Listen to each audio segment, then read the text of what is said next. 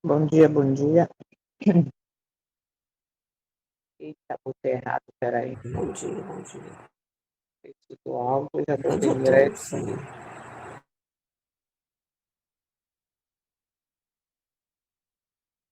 Pronto.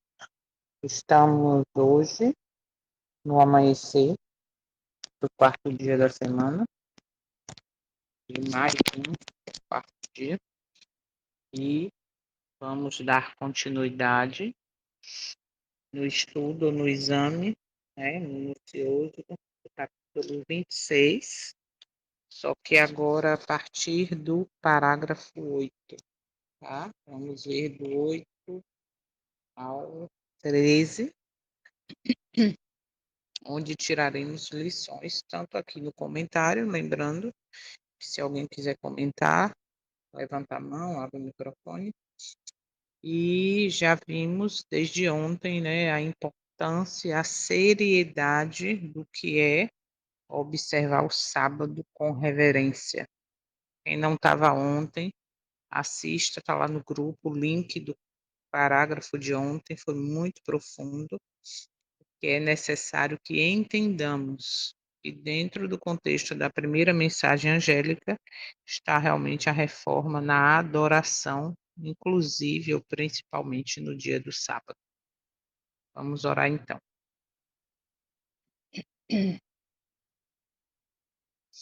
Santo e eterno, maravilhoso, nós te agradecemos, Pai Santo, por mais essa oportunidade de graça, de misericórdia que nos está sendo concedida. Te agradecemos porque sabemos que se estamos aqui é exatamente pelo fato de não sermos consumidos. É exatamente porque teu Santo Espírito está nos unindo e também estamos nessa oportunidade, eh, reconhecendo a necessidade de te buscar em espírito e verdade, de te buscar em primeiro lugar, e tudo isso é fruto do mover do teu Santo Espírito, para que sejamos convencidos do pecado, da justiça e do juízo. Te agradecemos, Pai Santo, por essa oportunidade. Fala conosco neste momento de estudo, que possamos entender que só saber que Jesus vai voltar, que Cristo vai voltar, não é o suficiente. Temos que nos preparar, temos que tomar posição ao lado, porque só existem duas opções, ou ao teu lado ou ao lado do mundo. Então, Pai, estamos aqui buscando a presença do Teu Santo Espírito, buscando a mudança, buscando discernimento e iluminação, não apenas para ter conhecimento, mas para viver a Tua vontade de fato, mesmo sabendo que não será fácil, que não é fácil. E muitas vezes, como já falamos em outros momentos, é um caminho aparentemente solitário, mas confiamos.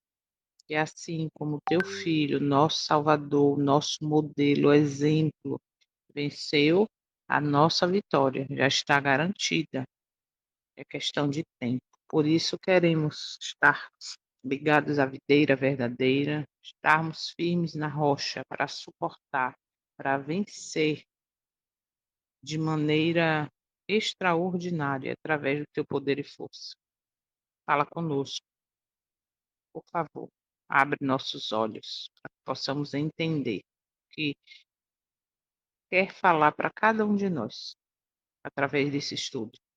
E que esse momento não fique apenas mais um momento, mas que seja neste dia o que vai fazer a diferença na nossa vida. Nos ajuda a diariamente tomarmos decisões que testemunhem de que lado já estamos. Possamos lembrar que abrir concessões é perigoso, mesmo que sejam pequenas, porque todo toda maneira, toda sutileza de trabalhar o inimigo tem para nos enganar. Por isso queremos ter nossos olhos abertos. Nos ajuda, Pai Santo, por favor. Obrigada por tudo, pelo perdão dos pecados, e visita cada um aqui presente, cada família representada, as pessoas pelas quais estamos orando, as famílias enlutadas, os enfermos. continua trabalhando. Sabemos que as dores do parto só estão aumentando, as profecias estão se cumprindo e não queremos ser mais um. Nós queremos ser chamados e verdadeiramente teus filhos, não apenas professar que te conhece ou que te segue, mas viver de fato a tua vontade. Nos ajuda, por favor. Em nome do teu filho, te pedimos perdão por todos os nossos pecados, porque confiamos que só através dos méritos dele, que neste momento está no santuário, na tua presença, no lugar santíssimo, oferecendo seu próprio sangue por cada um de nós. Confiamos nisso. Temos sim o advogado, o mantenedor, o salvador, somos sacerdotes, que neste momento o céu está em movimento, que neste momento o juízo está sendo uma realidade, segundo a tua palavra e profecia, desde o dia 22 de outubro de 1844. Por isso, nos ajuda a tomarmos decisões para que o nosso nome seja aprovado, que esteja permanente no livro da vida do Cordeiro. Obrigada. Em nome dele, nosso Salvador, te pedimos e agradecemos essas bênçãos. Amém. Amém, amém. Sejam bem-vindos. Como eu falei, quem não assistiu ontem, assista, porque é bem forte, necessário. Vamos lá. A partir do parágrafo 8, tá? Vamos dar seguimento. Dia até o presente, o conhecimento da lei de Deus tem se preservado na terra e o sábado do quarto mandamento tem sido guardado. Aí, olha só, já começa aí dizendo, ó, desde aquele dia, que dia? Desde lá do início, desde quando o povo lá de Israel recebeu a lei que o Senhor escreveu com seu próprio dedo, né? Mas olha só, um pouquinho, o finalzinho do parágrafo anterior, diz assim, ó, mas quando o Senhor libertou Israel, ele proclamou sua lei com terrível magnificência à multidão reunida. Para que ele fez isso? Porque a lei já existia, ele só escreveu para externar. Olha só para quê? Para que pudessem reconhecer sua vontade e temê-lo e obedecê-lo, quando para sempre. Então observa como a obediência sempre foi a vontade do Eterno, tá? E nós não devemos obedecer nem por medo, nem obedecer por tradição superficial, não, devemos viver de fato a vontade. E aí segue dizendo: desde aquele dia, que dia de que a lei foi escrita, externada, ok? Desde aquele dia até o presente, olha, o conhecimento da lei de Deus tem sido preservado na terra e o sábado do quarto mandamento sido guardado, ok? Então vamos seguir. Posto que o homem do pecado conseguisse calcar a pés o santo dia de Deus, houve, contudo, mesmo no período de sua supremacia, ocultas nos lugares solitários, almas fiéis que lhe Ó, dispensavam honra. Desde a reforma, alguns têm havido, em cada geração, a manter-lhe a observância. Embora frequentemente em meio de ignomínia e perseguição, constante testemunho tem sido dado da perpetuidade da lei de Deus e da obrigação sagrada relativa ao sábado da criação. Estas sempre. verdades, conforme são apresentadas no capítulo 14 de Apocalipse, em relação com o Evangelho eterno, distinguirão a Igreja de Cristo ao tempo de seu aparecimento. Pois Opa, vamos lá. Essas verdades, que verdades? Da lei, de honrar os mandamentos, ok? De observar a lei. Aí disse aqui que apesar do homem do pecado ter conseguido, né? Almas ter conseguido pisotear o santo dia de Deus. Observa. O santo dia de Deus, houve, entretanto, no período de supremacia, estou lendo o parágrafo 8 ainda, tá? Almas fiéis ocultas nos lugares solitários que honraram os mandamentos. Observa que, dentro do contexto, tá? Já existia ali um povo, mas, porém, almas fiéis em lugares solitários. Isso quer dizer alguma coisa? Esses fiéis que estavam honrando os mandamentos naquela época lá, do homem do pecado, né, que houve a perseguição, eles não estavam na grande multidão, eles não estavam em meio a uma congregação cheia de pessoas, não. As pessoas, na época da perseguição, que é o futuro de quem quer ser fiel, eles estavam em lugares solitários. Vai observando. Aí verso 9, parágrafo 9, diz que, observa agora, essas verdades conformes apresentadas em Apocalipse 14, que são as 3 mensagens angélicas, ok? Ó, em conexão com o evangelho eterno, distinguirão a Igreja de Cristo no tempo de seu aparecimento. Vamos refletir. As 3 mensagens angélicas têm conexão com o Evangelho eterno, observa, e isso é que vai separar o que? O povo, a igreja, o fiel de Cristo no tempo do seu aparecimento.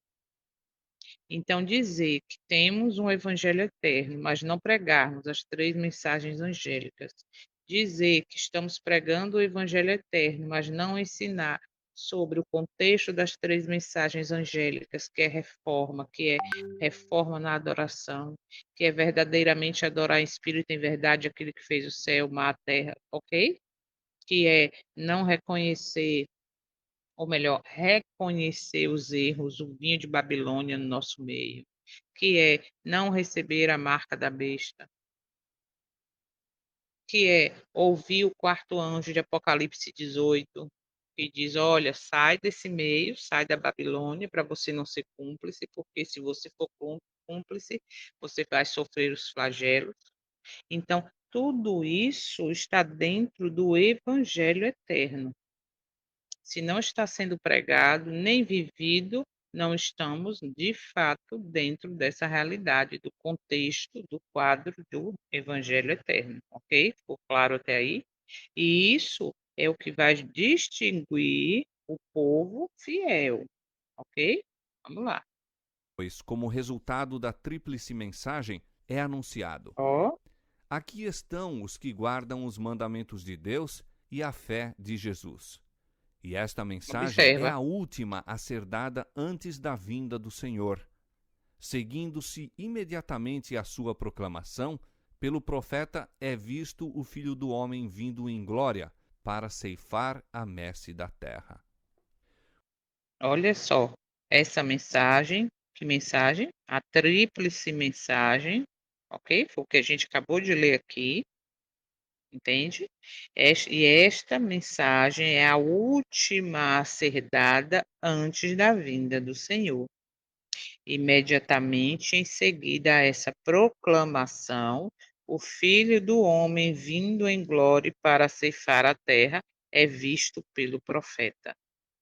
Fiquem atentos, orem, abre, Senhor, os olhos meus, para que não caiamos na sutileza de Satanás, para que possamos reconhecer o falso reavivamento. Por quê? Porque o falso reavivamento não vem com a mensagem de reforma. O falso reavivamento não vem com a mensagem de restauração do sábado. Não vem com a mensagem, com a tríplice mensagem angélica, tá? Que aqui foi bem claro. E esta mensagem é a última a ser dada antes da vinda do Senhor. Então, se ninguém está dando, se a instituição, seja ela qual for, não está falando, e nós estamos tendo a oportunidade de aprender, então cabe a nós a missão de proclamar essa mensagem. Por isso que eu digo, peguem um link do vídeo, compartilhe no seu status, mande para seus contatos. Ah, mas tem gente que não vai assistir. Aí já não cabe a você. Cabe você a missão de compartilhar, de levar essa mensagem. Se não assistirem, aí não é com você. Mas a mensagem que deve ser dada é muito claro, tá? Então não vamos cair na ilusão de que: "Olha, ó, cuidado, não tem reavivamento sem reforma, não tem verdadeiro reavivamento sem humilhação, sem cair diante do Eterno, sem reforma na adoração em todas as áreas da vida", ok? É aqui bem claro. Esta é a última mensagem. Vamos para o parágrafo 10. Os que receberam a luz concernente ao santuário e à imutabilidade da lei de Deus encheram-se de alegria e Ó, admiração ao verem a beleza e harmonia do conjunto de verdades que se lhe desvendaram ao entendimento. olha agora. Desejaram que a luz que lhes parecia tão preciosa fosse comunicada a todos os cristãos e criam que seria alegremente aceita. Mas as verdades que os poriam em discordância com o mundo não foram bem Ó, recebidas por muitos que pretendiam ser seguidores de Cristo. A obediência ao quarto mandamento exigia sacrifício, ante o qual a maioria das pessoas recuava. eita, que coisa, hein? Aconteceu no passado e a história se repete, o passado ilumina nossos dias, olha só. Mas as verdades, aliás, aqui em cima primeiro, aqueles que receberam a luz referente ao santuário e à imutabilidade da lei encheram-se de contentamento e entusiasmo, ok? Aí diz: eles desejaram que a luz que lhes parecia tão preciosa pudesse ser transmitida a todos os cristãos. Tudo que nós estamos recebendo como luz, nós estamos transmitindo. Ah, João, mas eu não sei falar, eu não gravo as coisas. Então, não precisa, você tem um material aí, ó, incrível, tá? Você tem o vídeo, você tem o PDF, você tem a oportunidade de falar, de distribuir esse livro, entende? Então, não há desculpa para não estarmos pregando esse evangelho eterno. Ele diz aqui, ó, o testemunho diz aqui: eles desejaram que a luz que lhe parecia tão preciosa pudesse ser transmitida a todos os cristãos. Aí diz: mas as verdades que os poriam em desacordo com o mundo não foram bem recebidas por muitos que o quê? Professam ser seguidores de Cristo. Olha a profundidade disso. Por quê? Porque hoje nos nossos dias, ainda existe, tá? Eu falo em geral, existem pessoas que professam ser seguidores de Cristo, mas a verdade da restauração da lei, das 3 mensagens angélicas, deixam, colocariam, vivendo essas mensagens, colocariam essas pessoas, esses professos seguidores, como em desacordo com o mundo. Por quê? Porque a mensagem diz que deve haver uma reforma na santificação ou na observância do sábado. Ah, isso não tem nada a ver com extremismo, vamos botar sábado é o dia da mulher. Ah, não, porque esse louvor está muito agitado, vamos voltar ao inário antigo. Para que isso? Não sei para quê, você entende? Então observa no passado o que aconteceu e observa hoje. As verdades que poriam mas as verdades que os poriam em desacordo com o mundo, tá? Não foram bem recebidas por muitos que professam ser seguidores de Cristo. Aqui, como foi no parágrafo de ontem, em um dos parágrafos de ontem, não está falando dos de fora, não, está falando do povo. Olha o parágrafo 5, volta aí uma folha, só para a gente relembrar, eu tirei até foto de tão forte que isso é, porque a gente não quer ouvir desse modo, e no parágrafo 5 diz assim: novamente é ordenado, ou seja, é uma ordem repetida. Clama em alta voz, não te detenhas, levanta tua voz como a trombeta e anuncia a quem? A meu povo a sua transgressão e à casa de Jacó os seus pecados. Não é o mundo ímpio, mas aqueles a quem o Senhor designa como meu povo, os que devem ser reprovados por suas transgressões. Então a gente percebe que, porque agora você fica falando mal das coisas. Estamos falando para um povo Estamos sendo trombeta, estamos sendo voz de profeta. É duro, é doloroso, é um caminho solitário, né, na visão humana, mas temos que estar envolvidos na missão. Quer dizer, temos não por obrigação, né, mas por vontade e liberdade.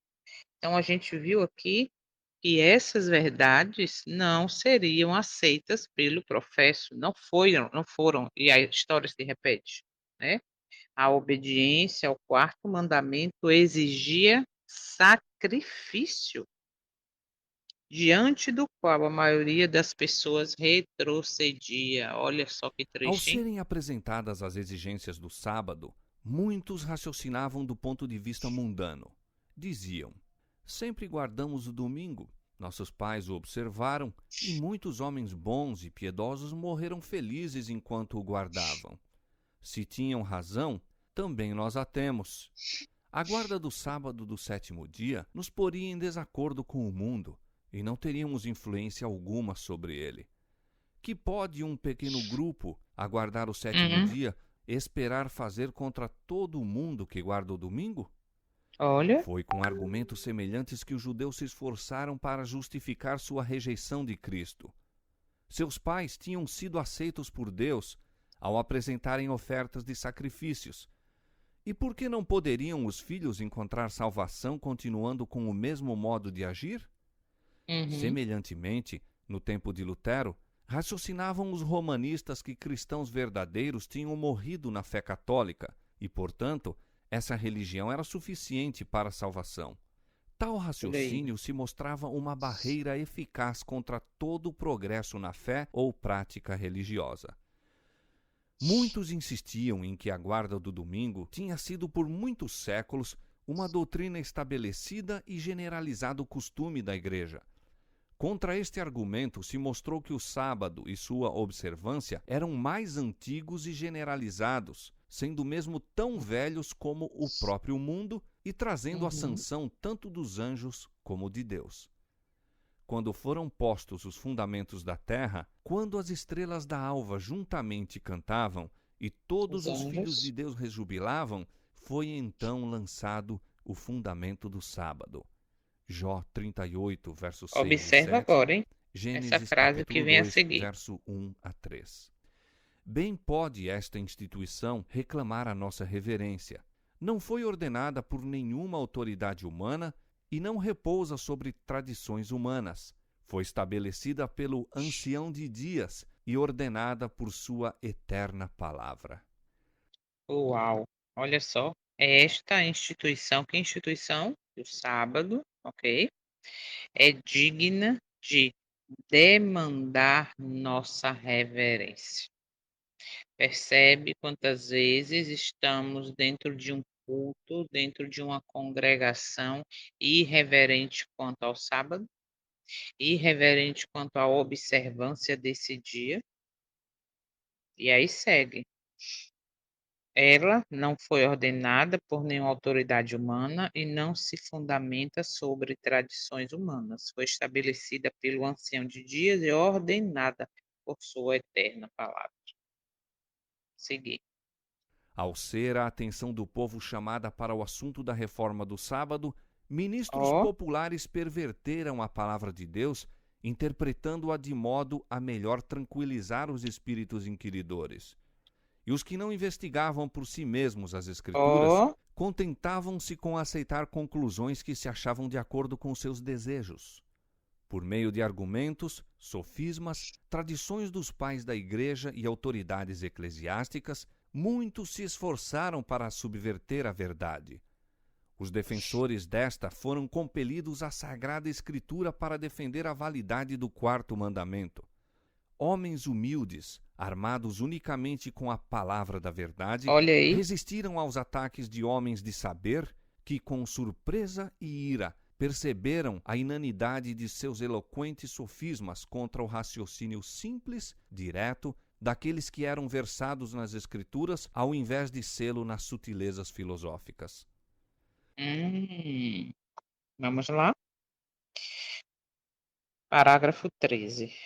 Quando a atenção do povo foi chamada para o assunto da reforma do sábado, observa, os ministros populares, opa, olha aí, populares perverteram a palavra de Deus, colocando suas interpretações de tal maneira a aquietar as mentes inquiridoras.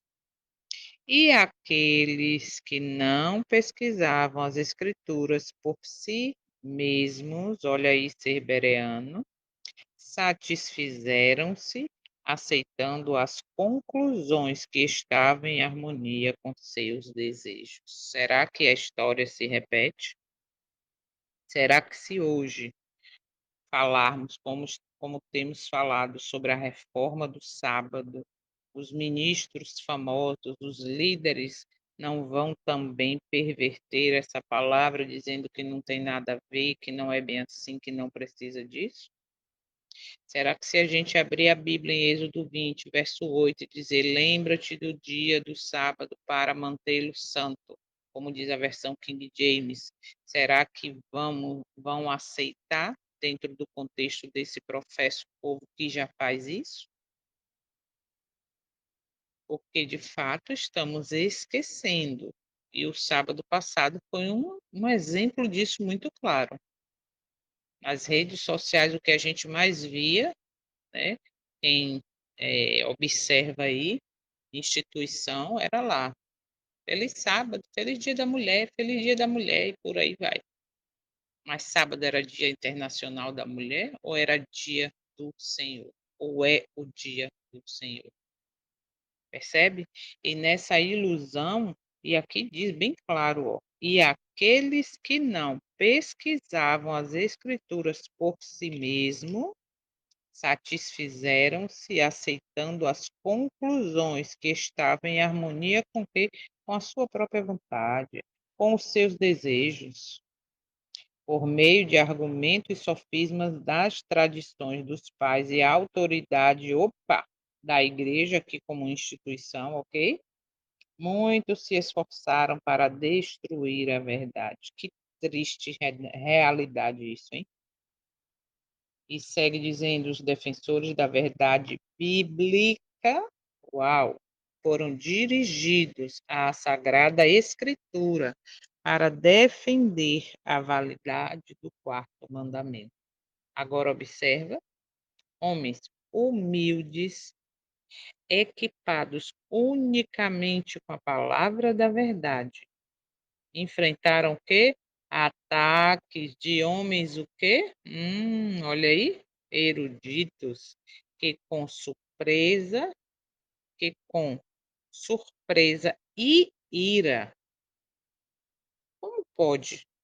Entende? E ira. Descobriram que seus eloquentes sofismas eram impotentes contra o raciocínio simples e direto daqueles que eram mais versados nas escrituras do que nas sutilezas escolásticas. Eu creio que aqui não precisa nem falar muito, porque é bem claro. Então vamos para os slides. Eu vejo esse capítulo, espera só um pouquinho. Eu vejo esse capítulo assim como um grande instrumento de abrir nossos olhos, sabe? De perceber que a história se repete, de enxergar verdadeiramente o que estamos vivendo. Agora, como eu falei, cabe a mim e a você tomarmos uma decisão.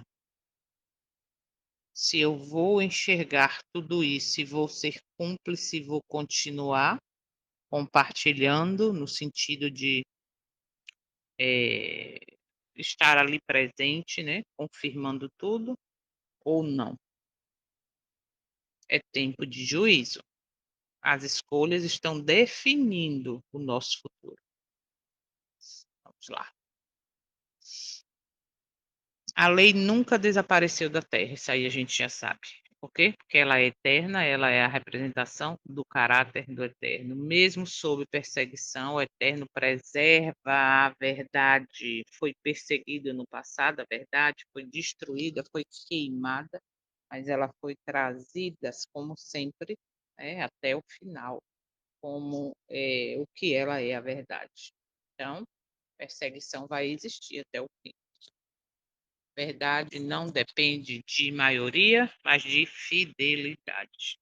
Ah, mas o grupo que vocês estão estudando é um grupo tão pequeno, só tem 5, 6 pessoas, 12, 15, uma não, né?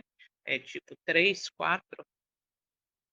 E lá onde tem o culto, lá entre as paredes, nossa, é lindo demais.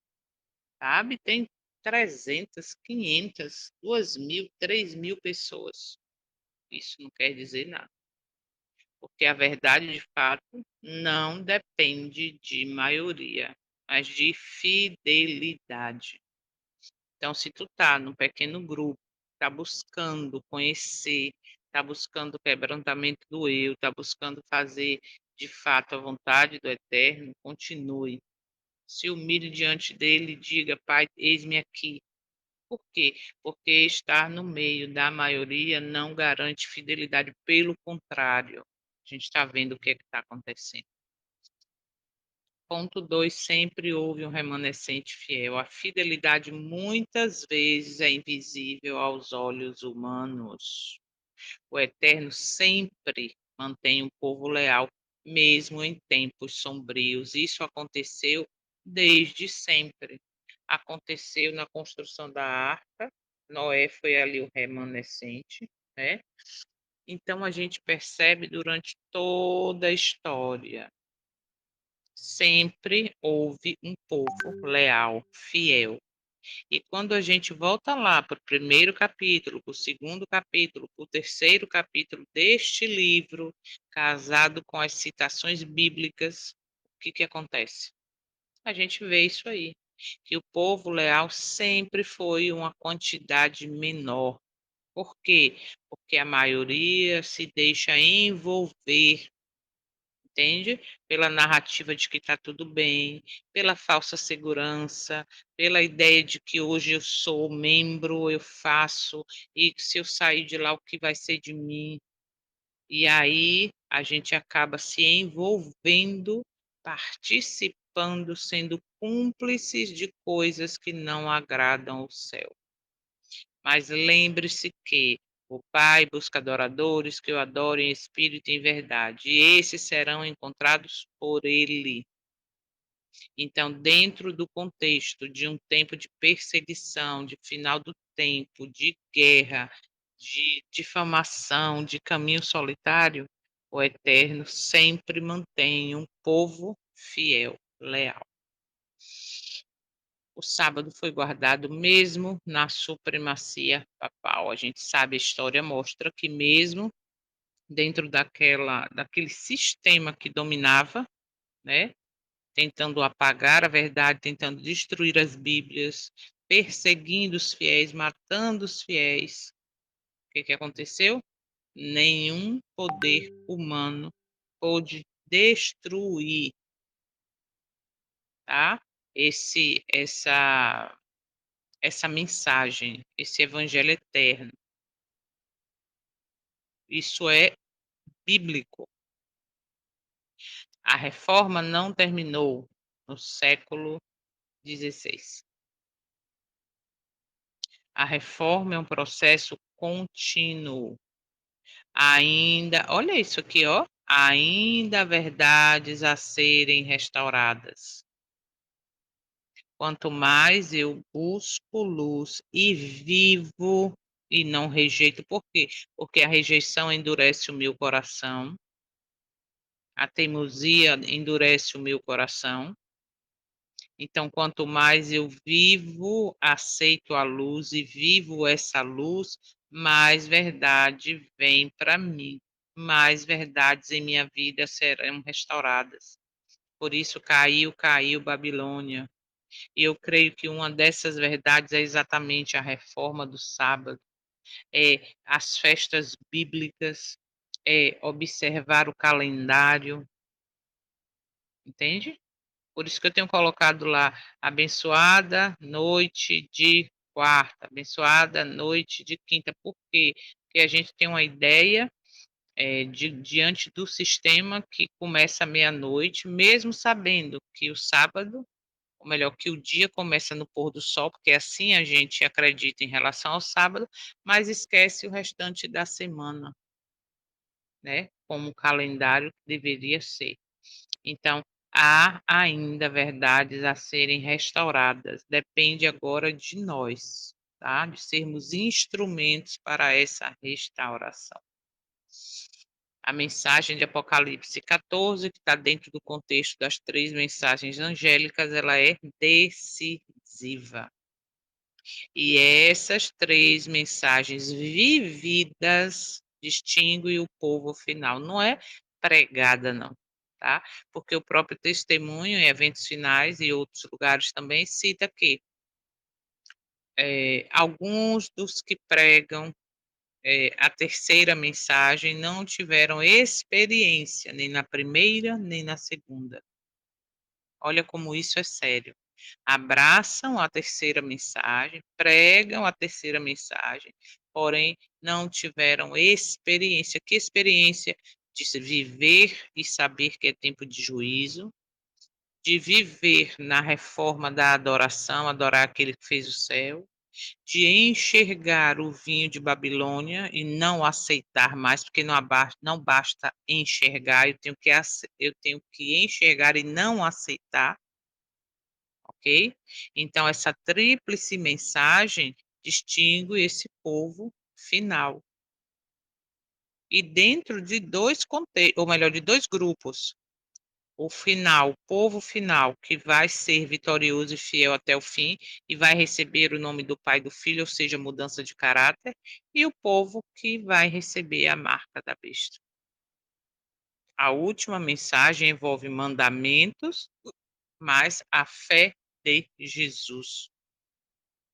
A última mensagem envolve obediência e fé, ou seja, caminham juntas. Ah, eu tenho fé, mas não obedece como deve. Ah, eu obedeço, mas eu obedeço porque eu consigo, porque eu sou o cara. Não, eu obedeço pelo mover do Espírito do Senhor em mim e tenho fé no Messias, no Salvador, mantenedor, advogado, sumo sacerdote.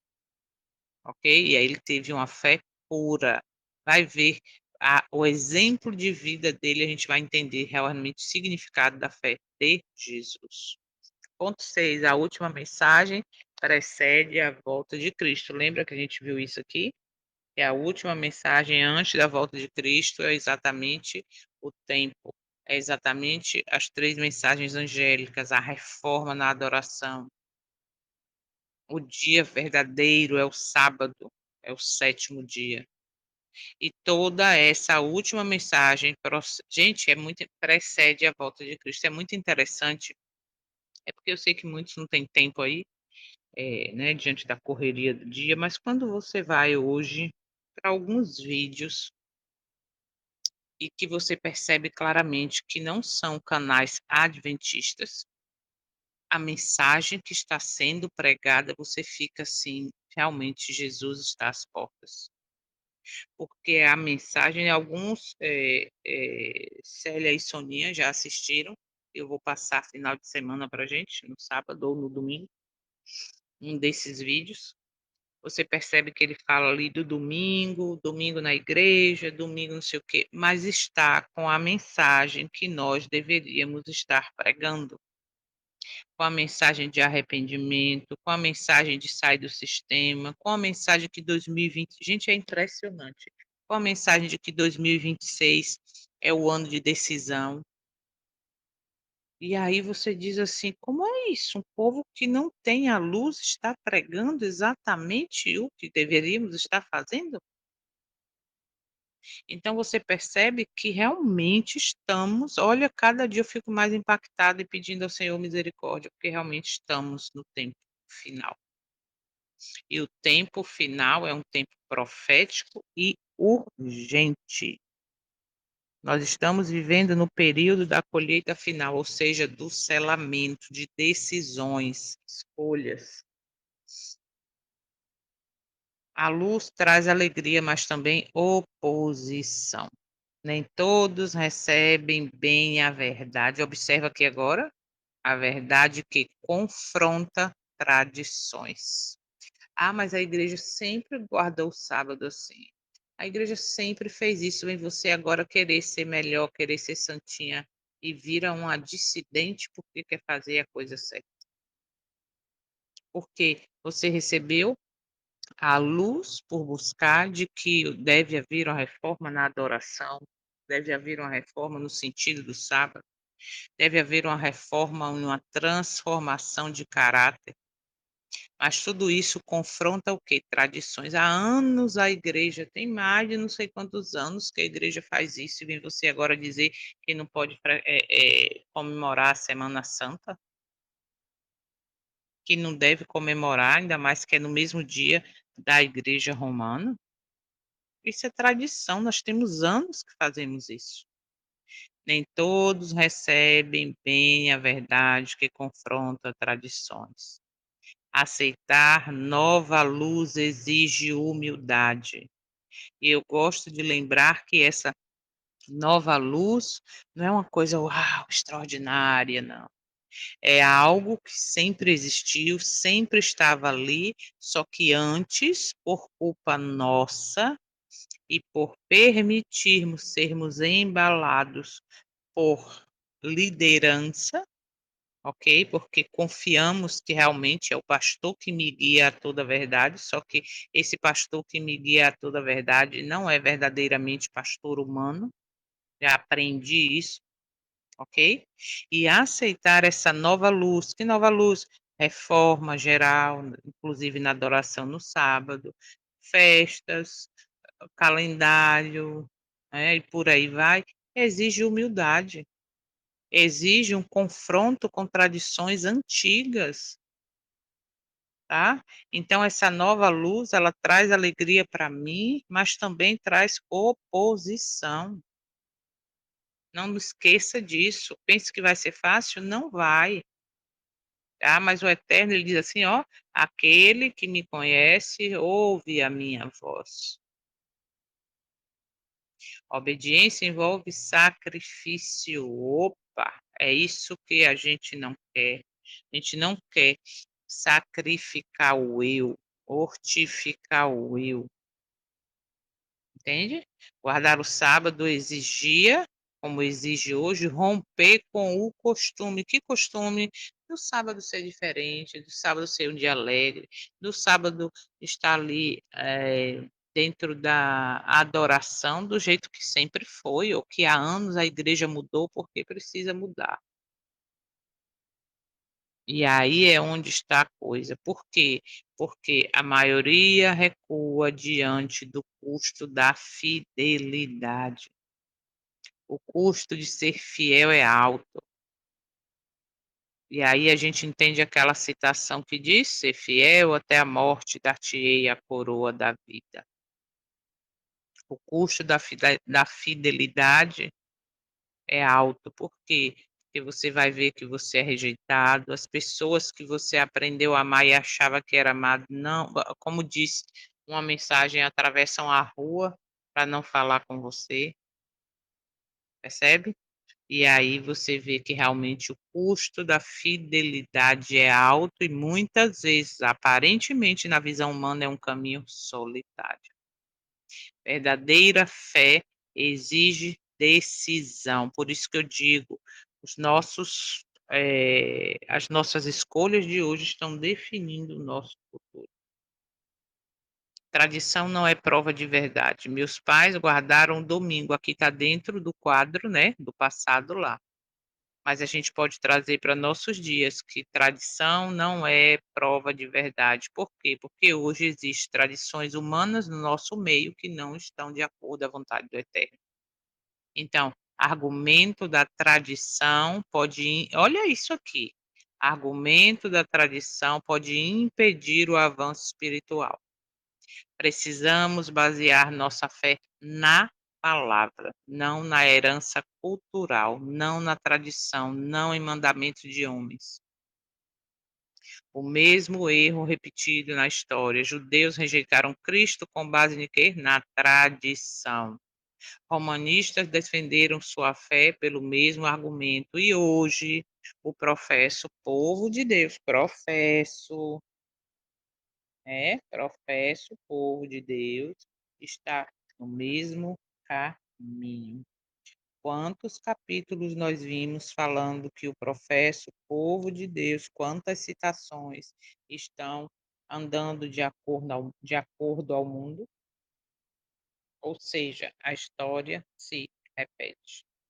Só que o Eterno hoje é chegada a tempo de juízo, é chegada a hora do seu juízo, está chamando a mim e a você para decidirmos.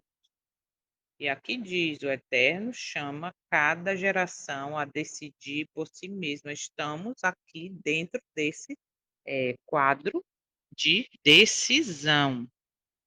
Tá? Ah, mas eu decidi isso porque fulana falou. Não, porque você tem certeza que você está baseado na Bíblia, na rocha. Ah, porque João falou, porque fulana falou, porque a irmã Maria falou, porque Cristo falou. Não, está escrito. Essa é a minha defesa e a sua.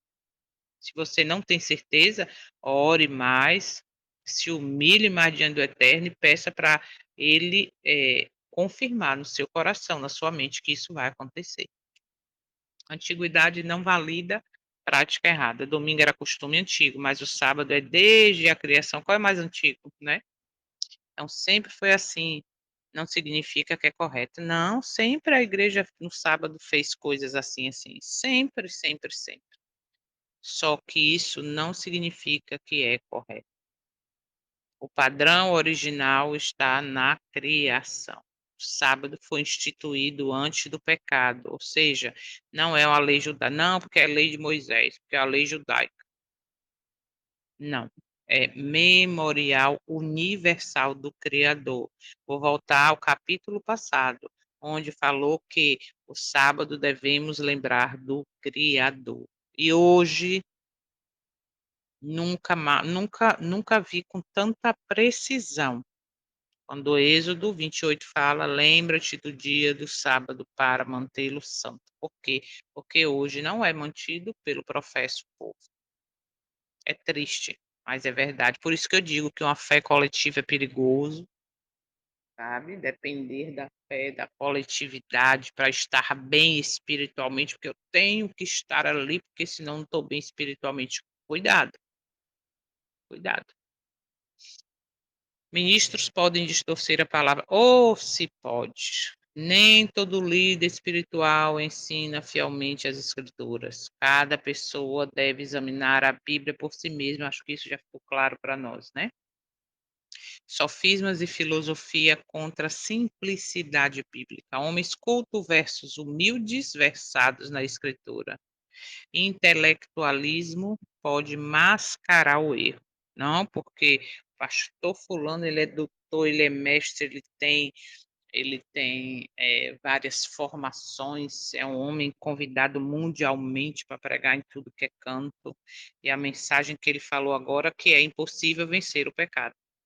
Ele falou agora que ele pregou isso, eu ouvi até isso, que doutor fulano de tal, que é doutor em não sei o que lá, não sei o que, ele pregou lá na igreja, em Aracaju, a igreja estava lotada, que é impossível vencer pecado, não sei o que. Gente, cuidado, cuidado. Intelectualismo mascara, não pode não, mascara o erro. Por quê? Porque vai muito o lado humano da coisa e a gente acaba pegando respeitando aquele tanto de título, né? A verdade bíblica é clara, ela é simples para quem busca com sinceridade. É impressionante que quando você mortifica o eu diante do Eterno, dizendo: eu não estou entendendo, Pai, me ajuda, que teu olho abre. Você fala assim: gente, como é isso? Eu já li isso tantas vezes e não tinha prestado atenção e não enxergava desse jeito. Percebe que temos que ser bereanos e tomar nossas próprias decisões? E a verdade bíblica ela é clara. A palavra é a única defesa segura. Os fiéis estavam armados como unicamente com a palavra. Por isso que eu falei. Por que agora você não está mais congregando? Ah, porque a irmã me falou que está errado, que não pode. Por que você agora não está mais fazendo, comendo, bebendo, vestindo, falando? Ah, porque a irmã. Não. Por que você não está mais congregando como você fazia? Porque eu aprendi na palavra que está errado da maneira que a congregação está observando o sábado. Que está errado, o evangelho não é mais evangelho eterno. Mas como assim? Porque a Bíblia fala, você entende? Então, se você não tem ainda essa certeza, busque na palavra, busque no eterno, porque ele aqui concede. Tá? A palavra é a única defesa segura. Autoridades eclesiásticas não substituem a Bíblia. A vitória final pertence aos que conhecem e vivem as Escrituras e vivem de fato e de verdade. Por quê? Porque muitos naquele dia dirão: eu preguei em teu nome, eu curei, eu expulsei demônio, não faltava um culto, eu era líder disso, daquilo outro, não sei o quê, não sei o quê. Apartai-vos de mim, não vos conheço. Viver em forma de lei, de letra, de religiosidade não leva a nada. Nós temos que conhecer e viver de fato e de verdade, tá? A vontade do Eterno. O conflito final envolve adoração e autoridade, a pressão da maioria. Opa! Peraí. Olha só. A pressão da maioria será grande. Tradição, influência social e medo de isolamento serão provas reais. Mas se eu tomar essa decisão, vão me esquecer, eu vou viver sozinho, o que vai ser de mim? Estou perdida?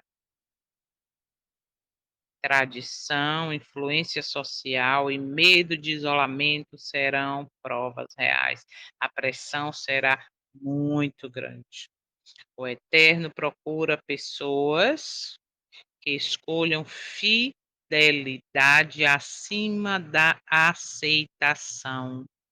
Mas, Jô, se eu for observar o sábado desse jeito, se eu for agora estudar sobre as festas, né, para deixar de guardar as festas romanas, se eu for mudar a minha alimentação,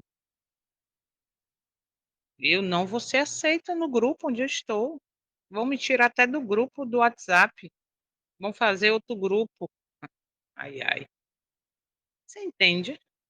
Que muitas vezes nós deixamos de ser fiéis ao eterno porque vamos não ser aceito na tradição ou no costume que já se tem. Isso é muito sério.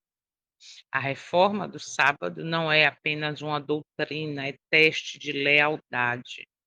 Falei, vou repetir. Se você não assistiu, até se já assistiu, veja o de ontem, que é bem claro sobre a reforma do sábado. Veja o capítulo anterior, é teste de lealdade. A quem eu estou sendo leal? Aquele que santifica, que é o Criador, ou a criatura? Só temos duas opções. Mais uma vez, está aí para a gente escolher, para a gente meditar, ok? Se o Eterno permitir, amanhã vamos dar continuidade do parágrafo 14 ao 18, tá bom? Então, permaneçam firmes no propósito de conhecer, no propósito de andar com ele como Enoque andou, sendo dependente, fazendo a vontade de Pai. Vamos orar então. Santo e Eterno, nós te agradecemos mais uma vez, porque se cumpriu nessa leitura exatamente a tua vontade de abrir os nossos olhos, de mostrar o tempo urgente e necessário de decisão que estamos vivendo e, principalmente, estarmos envolvidos em proclamar essa mensagem. Tem sido momentos de decisão para todos. Queremos, neste momento, declarar que a nossa decisão, mesmo em meio às dificuldades, ao isolamento, à perseguição, nós queremos permanecer fiéis, leais a Ti, fazer a Tua vontade, movidos pelo Teu Santo Espírito, não como forma de lei, de palavra, de letra superficial, mas queremos de fato viver a Tua vontade para assim testemunharmos para outros que nos rodeiam.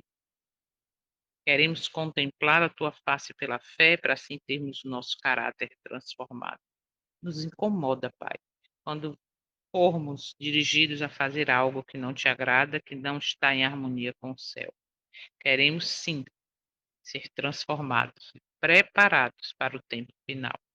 Por isso, nos entregamos em tuas mãos neste dia, que o restante do dia seja na direção do teu Santo Espírito e seja na dependência de ti, e que tudo que venhamos a fazer, comer, beber ou qualquer outra coisa, seja para a glória do teu nome.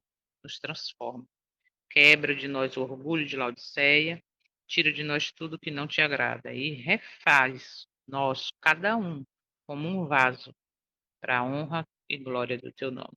Obrigada por tudo, pelo perdão dos pecados, te pedimos e agradecemos no nome do nosso Salvador, o Messias, o sumo sacerdote, que muito em breve virá nas nuvens dos céus. Amém. Amém. Bom dia, bom dia, bom dia. Que o Senhor te abençoe e te guarde. Daqui a pouco eu já boto o link lá no grupo e até amanhã, se o Eterno permitir.